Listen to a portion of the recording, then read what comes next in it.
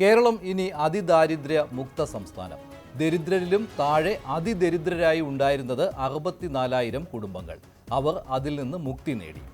2021 തെരഞ്ഞെടുപ്പ് പ്രകടന പത്രികയിൽ പറഞ്ഞ പ്രഖ്യാപനം നടപ്പായി അത്രേ. എന്താണ് മാനദണ്ഡം? സർക്കാർ തീരുമാനിച്ചു, കണ്ടെത്തി, പ്രഖ്യാപിച്ചു. അതുതന്നെ. കേരളത്തിലെ ജനങ്ങളോട് ഇന്ന് ഈ പ്രഖ്യാപനം നടത്തുന്ന സമയത്ത് ഈ സഭയിൽ അംഗമായിരിക്കാൻ കഴിയുന്നുവെന്നത് മുഴുവൻ ബഹുമാനപ്പെട്ട അംഗങ്ങൾക്കും അഭിമാനകരമായിരിക്കും എന്നതിൽ എനിക്കുറപ്പുണ്ട്. 1000 കോടി രൂപയാണ് അതിദാരിദ്ര്യം ഇല്ലാതാക്കാൻ ചെലവഴിച്ചത്. ഭക്ഷണം, പാർപ്പിടം, വരുമാനം, ആരോഗ്യം, അവശ്യരേഖകൾ ഇവയുടെ ലഭ്യത ഉറപ്പാക്കിയാണ് സമൂഹത്തിൽ അദൃശ്യരായിരുന്നവരെ കണ്ടെത്തി മുഖ്യധാരയിൽ എത്തിച്ചതെന്നാണ് അവകാശവാദം. അതായത് ദാരിദ്ര്യരേഖയല്ല, അതിദാരിദ്ര്യരേഖ വരച്ച് ആ വരയ്ക്ക് താഴെയുള്ള 64,000 കുടുംബങ്ങളെ കണ്ടെത്തി അവരെ അതിൽ നിന്ന് മുക്തരാക്കി.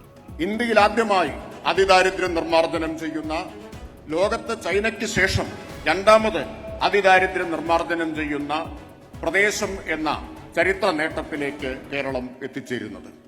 മാനദണ്ഡമൊക്കെ 2021 രണ്ടാം പിണറായി സർക്കാർ അധികാരത്തിലെത്തിയപ്പോൾ നിശ്ചയിച്ചത്. തെരഞ്ഞെടുപ്പ് ലക്ഷ്യം വെച്ചുള്ള പ്രഖ്യാപനമാണ് സർക്കാർ നടത്തിയത് എന്ന കാര്യത്തിൽ സംശയമില്ല. വസ്തുതകളുടെ പിൻബലമില്ലാത്ത പ്രഖ്യാപനം. പ്രതിപക്ഷവും സാമ്പത്തിക വിദഗ്ധരും എതിർപ്പ് അറിയിച്ചതും അതുകൊണ്ട് തന്നെ. അതിദാരിദ്ര്യ നിർമ്മാർജ്ജനം ചെയ്ത ലോകത്തെ രണ്ടാമത്തെ പ്രദേശം, ഇന്ത്യയിലെ ആദ്യത്തേത് എന്നൊക്കെ പറയാം. ചോദ്യങ്ങൾ പലതുണ്ട്. അതിദാരിദ്ര്യ സർവേയുടെ രീതി എന്തായിരുന്നു? കുടുംബശ്രീ, ആശാ വർക്കേഴ്സ്, കിലയിൽ പരിശീലനം കിട്ടിയവർ ഇവരെ വെച്ച് 64,000 കുടുംബങ്ങളെ കണ്ടെത്തിയെന്നാണ് പറയുന്നത്. ക്ലേശഘടകങ്ങൾ, അതിക്ലേശ ഘടകങ്ങൾ എന്നൊക്കെ വിശദീകരിക്കുമ്പോഴും ഏത് ഡാറ്റയാണ് ഇതിനായി ആശ്രയിച്ചിരിക്കുന്നത്?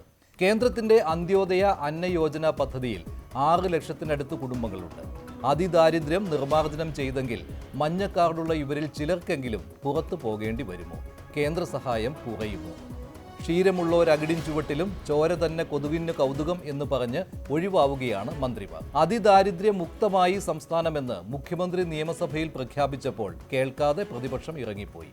മോഹൻലാലും കമൽഹാസനും എത്തിയില്ലെങ്കിലും മമ്മൂട്ടിയെ സാക്ഷിയാക്കി കേരളം അതിദാരിദ്ര്യ വിമുക്ത സംസ്ഥാനമായി. ഇപ്പോഴുള്ളതും മുൻപുണ്ടായിരുന്നതുമായ കേന്ദ്ര കേരള പദ്ധതികളുടെ തുടർച്ചയായാണ് അതിദാരിദ്ര്യം തുടച്ചു നീക്കാനുള്ള പ്രയത്നവും.